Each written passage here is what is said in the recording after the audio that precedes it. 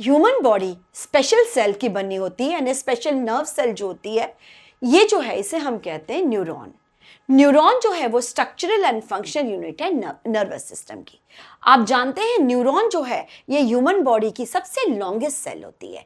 ये electric wire की तरह दिखती है क्योंकि हमारे जो मैसेजेस हैं वो इलेक्ट्रिक इम्पल्स के फॉर्म में ब्रेन तक जाते हैं। हमारे टो से लेकर ब्रेन तक इसका कंप्लीट नेटवर्क होता है। तो बच्चों, आज का जो हमारा टॉपिक है कंट्रोल एंड कोऑर्डिनेशन में structural and functional unit of nervous system neuron, आज हम उसे पढ़ेंगे।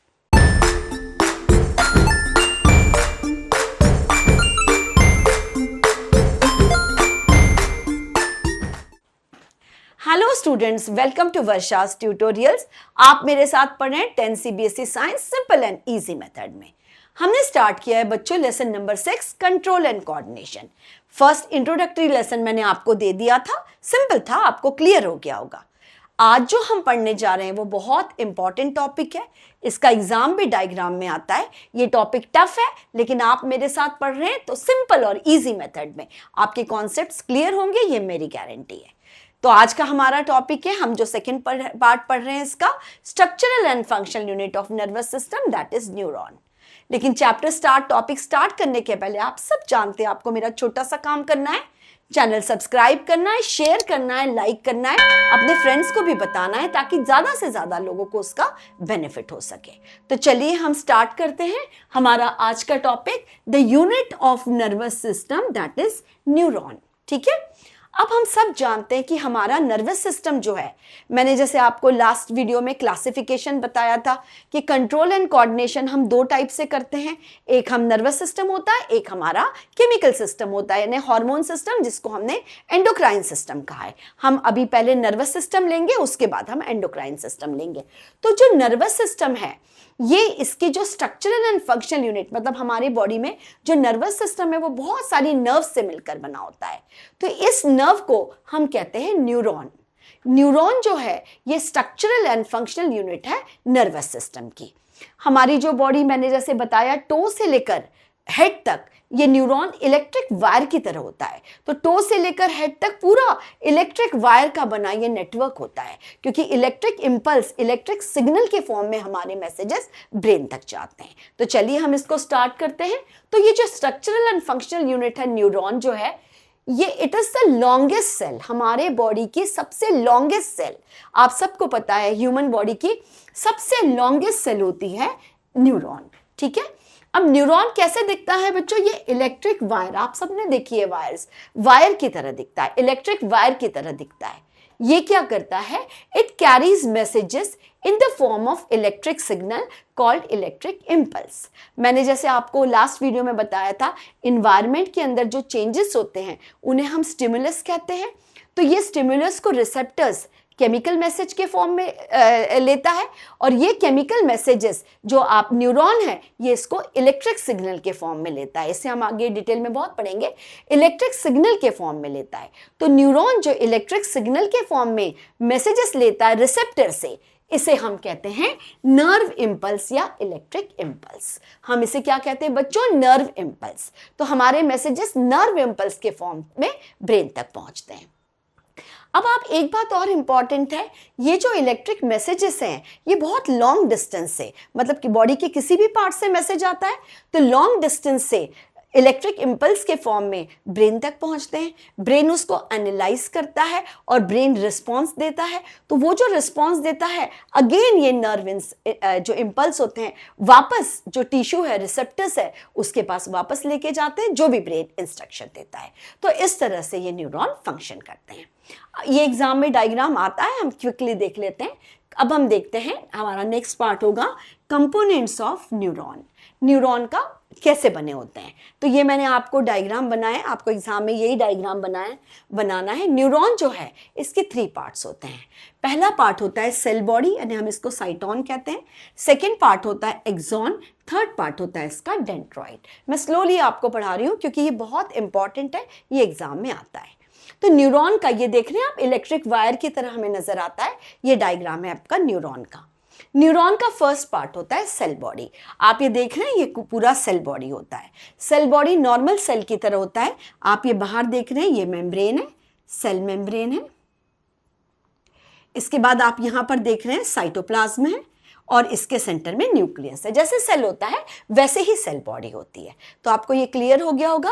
अब आप यहाँ सेल बॉडी के ऊपर देखिए, ये छोटे छोटे फाइबर्स के फॉर्म में ये मेम्ब्रेन स्ट्रेच आउट हो जाती है, फाइबर्स के फॉर्म में स्ट्रेच आउट होती है, जिसे हम कहते हैं डेंड्रोइड्स। ठीक है, तो ये सेल बॉडी से ही डेंड्रोइड्स अराइज होते हैं। अब हम देखते हैं ये जो सेल बॉडी है, ये जो साइटोन है, ये एंड होता है, ये ज्वाइन होता है एक्सॉन से। ये जैसे आपने डेंड्रॉइड देखे, ये छोटे छोटे फाइबर्स हैं, लेकिन ये जो एक्सॉन है ये सेल बॉडी के एंड से ज्वाइन होता है। ये काफी लॉन्ग फाइबर होता है, ये लॉन्ग फाइबर होता है जिसे हम कहते हैं एक्सॉन। यहां पर आप ध्यान से देखिए क्योंकि यहीं से इलेक्ट्रिक सिग्नल आगे जाता है। तो ये हमारा हो गया axon.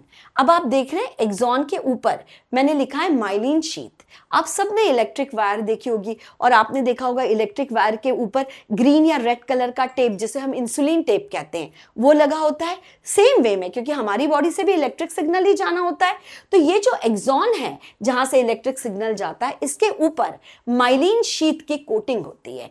Myelin sheath, SHEATH, myelin sheath की कोटिंग होती है। और ये माइलिन शीथ किससे बनी होती है? प्रोटीन एंड फैट से बनी होती है। अब हमारी बॉडी में तो प्लास्टिक से बन नहीं सकती है, तो ये प्रोटीन एंड फैट्स की बनी हुई ये शीथ होती है जो इसको प्रोटेक्ट करती है। अब ये जो आप देख रहे हैं माइलिन शीथ और ये जो नर्व है, ये जो बीच की नर्व है, यहीं से सिग्नल जाता है। इसके बीच में जो गैप होता है इसे हम कहते हैं nodes of Ranvier. Nodes of Ranvier basically ये इलेक्ट्रिक इंपल्स को डिफ्यूजन में आगे बढ़ाने में हेल्प करता है। अब ये जो एक्सॉन होता है ये लास्ट में एंड होता है नर्व एंडिंग, इसे कहते हैं नर्व एंडिंग। और इस नर्व एंडिंग के बाद यहां पर गैप होगा और इस गैप के बाद वापस सेकेंड हमारा न्यूरॉन स्टार्ट हो जाएगा। ठीक है, हमारा सेकेंड न्यूरॉन यहां से स्टार्ट हो जाएगा। इस तरह से बीच में गैप होगा, माइक्रोस्कोपिक गैप होता है, और यहां से दूसरा हमारा न्यूरॉन स्टार्ट हो जाएगा। अब जैसे मैंने आपको डेंड्रॉइड्स बताया था, थर्ड पार्ट जो डेंड्रॉइड्स है, हमने देखा ये जो सेल मेम्ब्रेन से स्ट्रेच्ड आउट हो जाता है, छोटे छोटे शॉर्ट फाइबर्स होते हैं। एक्चुअली यही फाइबर्स होते हैं, यही डेंड्रॉइड्स होते हैं। अब ध्यान से सुनिए मैं क्या बोल रही हूँ। यही डेंड्रॉइड्स होते हैं। जैसे सपोज ये रिसेप्टर है, ठीक है, ये इन्वायरमेंट से कोई स्टिमुलस आया, कुछ भी आया, जैसे मैंने आपको बोला था हमने हॉट चीज़ों को हाथ लगाया या कुछ भी है, जो स्टिमुलस है, इसमें जो भी सेंस ऑर्गन है, यहाँ पर group of cells receptors present होते हैं, तो ये रिसेप्टर्स इसको पिक करते हैं। तो अब ये स्टिमुलस रिसेप्टर्स जो इसको लेते हैं, ये केमिकल रिएक्शन यानी केमिकल फॉर्म में होते हैं। मैं इसको आपको डिटेल में अभी बताऊंगी। और ये जो केमिकल फॉर्म में होते हैं, अब जब ये डेंड्रॉइड यानी न्यूरॉन इसको पिक करता है, तो ये केमिकल, जैसे ही ये न्यूरॉन ने इस केमिकल मैसेज को रिसेप्टर से पिक लिया, तो वैसे ही ये केमिकल चेंज हो गया इलेक्ट्रिक इंपल्स में। और ये इलेक्ट्रिक इंपल्स आप ध्यान से देखिए बच्चों, ये इलेक्ट्रिक इंपल्स यहां से पहले सेल बॉडी में आता है, साइटोन में आता है, उसके बाद आप देख रहे हैं ये एक्सॉन से आता है और एक्सॉन में आके ये नर्व एंडिंग पे खत्म हो जाता है। तो आपको ये क्लियर हो गया होगा यहां तक न्यूरॉन का डायग्राम। अब हम इसके बाद इसको और थोड़ा डिटेल में पढ़ते हैं। चलिए अब हम देख लेते हैं टाइप्स ऑफ न्यूरॉन्स, फिर मैं आपको डिटेल में इसको समझाती हूँ। टाइप्स ऑफ न्यूरॉन ये 3 टाइप के होते हैं। पहला है हमारा सेंसरी न्यूरॉन। आपको याद है जब मैंने आपको इसका क्लासिफिकेशन बताया था, तब मैंने आपको कहा था कि ये जो है सेंसरी न्यूरॉन, मतलब जो नर्व होती है, हम उसको कहते हैं efferent nerve fibre. Efferent nerve fibre मतलब ये जो मैसेजेस है, ये जो नर्व होती है, ये मैसेजेस कहाँ से कहाँ तक पहुँचाती है? रिसेप्टर, मतलब हमारे जो टिश्यू है, जो हमारा जो सेंस ऑर्गन के वहाँ जो रिसेप्टर्स होते हैं, जो स्टिमुलस को कैच करते हैं, इस रिसेप्टर से ये ब्रेन एंड स्पाइनल कॉर्ड, मतलब रिसेप्टर से ये CNS सेंट्रल नर्वस सिस्टम, ये रिसेप्टर से ब्रेन एंड स्पाइनल कॉर्ड की ओर मैसेजेस पहुँचाती है। इसे हम कहते हैं एफरेंट नर्व फाइबर। दूसरा हमारा होता है मोटर न्यूरॉन। मोटर न्यूरॉन को हम कहते हैं एफरेंट नर्व फाइबर। ये उल्टा करते हैं, जो भी ब्रेन एनालाइज करता है, ब्रेन जो भी इंस्ट्रक्शन देता है, तो मोटर न्यूरॉन क्या करते हैं? CNS से, सेंट्रल नर्वस सिस्टम से जो भी इंस्ट्रक्शन है वो मसल्स को यानी रिसेप्टर्स को, जिसे हम कहते हैं इफेक्टर्स, यहाँ तक मैसेजेस पहुँचाते हैं। तो आपको ये सेंसरी न्यूरॉन क्लियर हो गए होंगे, रिसेप्टर से ब्रेन तक यानी CNS तक, और मोटर न्यूरॉन जो इंस्ट्रक्शन है CNS से वापस टिश्यू तक।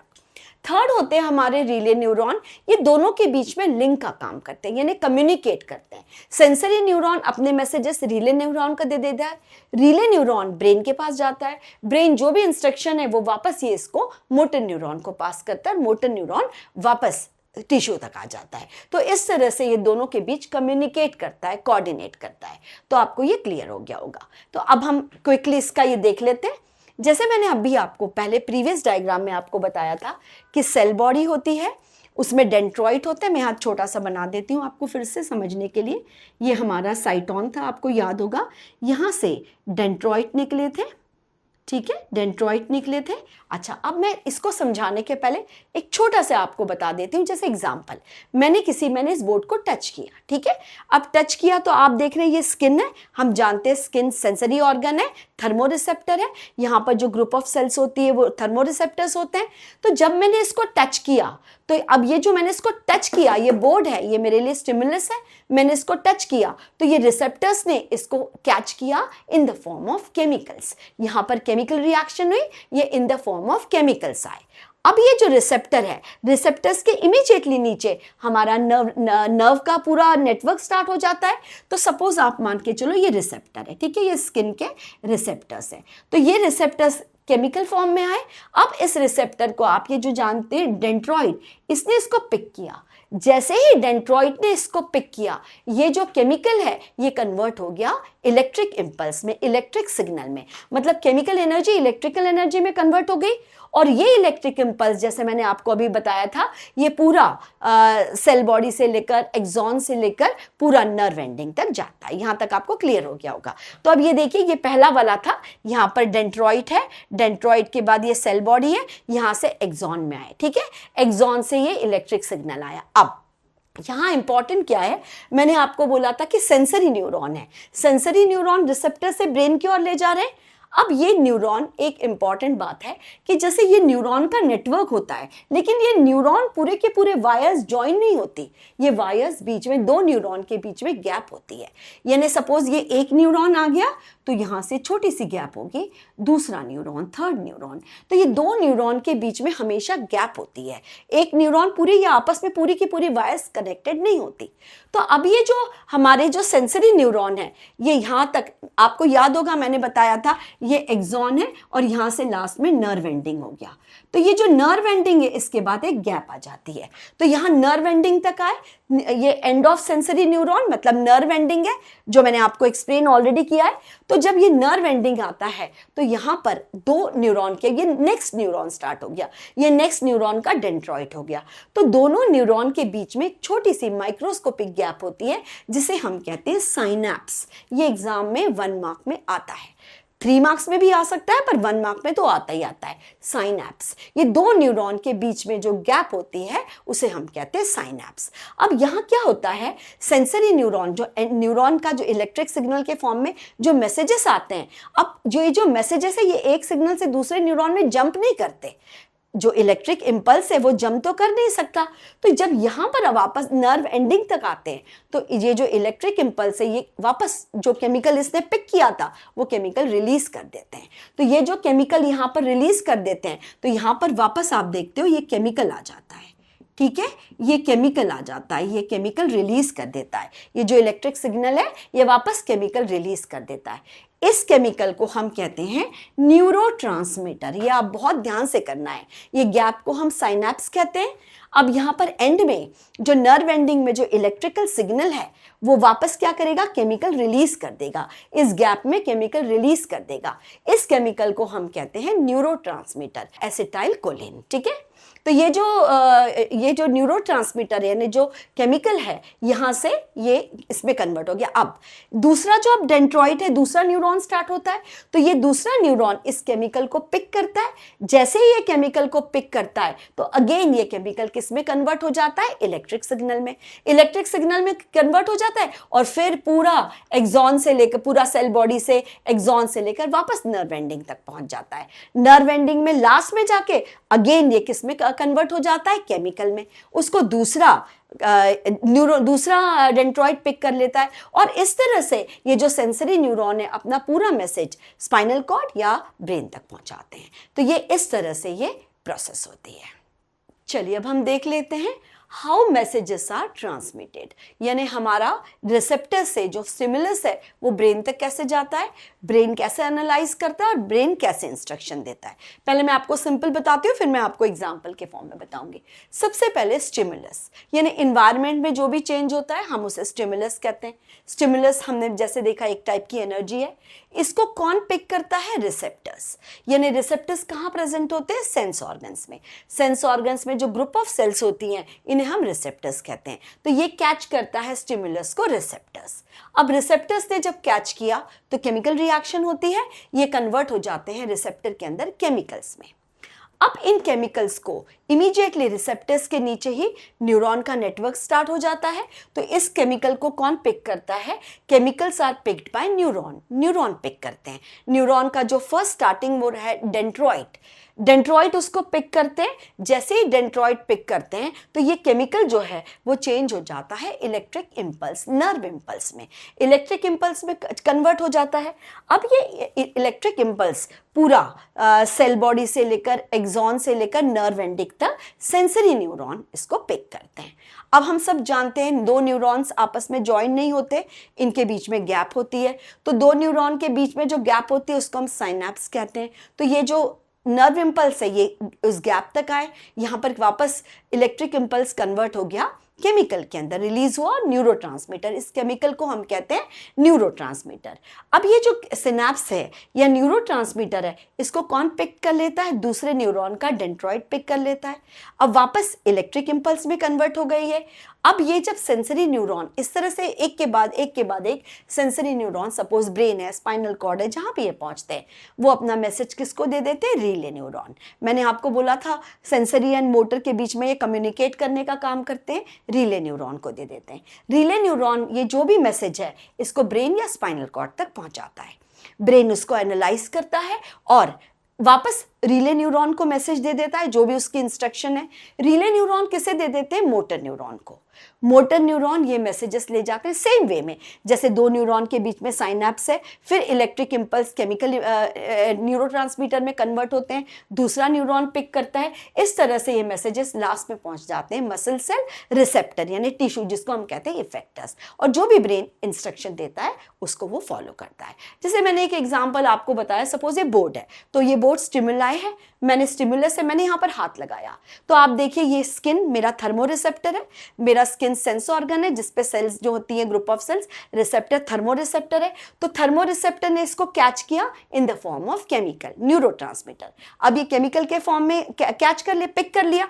इसके नीचे ही मेरे न्यूरॉन्स है, तो न्यूरॉन्स के डेंड्रॉइड ने जैसे ही पिक किया तो ये किस में कन्वर्ट हो गया, इलेक्ट्रिक इम्पल्स। ये साइनैप्स से होते होते होते ब्रेन तक पहुंचता है। ब्रेन इसको एनालाइज करता है कि अच्छा ये तो बोर्ड है, तो ब्रेन उसको इंस्ट्रक्शन देता है रिले न्यूरॉन को कि मोटर न्यूरॉन को कहो वो बोर्ड है तो जाके इस पे लिखो। तो मोटर न्यूरॉन वापस आता है और मसल सेल या इफेक्टर को बोलता है कि ये बोर्ड है तो आप इसमें लिखो, और मैंने लिखना स्टार्ट कर दिया। तो इस तरह से ये जो है मैसेजेस ट्रांसमिट होते हैं और ये कंप्लीट प्रोसेस होती है। तो ये जो था हमारा structural and functional unit of nervous system, neuron, which is very very important. Synapse exam में आता है, न्यूरोट्रांसमीटर के बारे में पूछते हैं, डायग्राम आता है, टाइप्स ऑफ न्यूरॉन आते हैं और किस तरह से मैसेजेस ट्रांसमिट होते हैं, ये सारा आपके एग्जाम के लिए बहुत इंपॉर्टेंट है।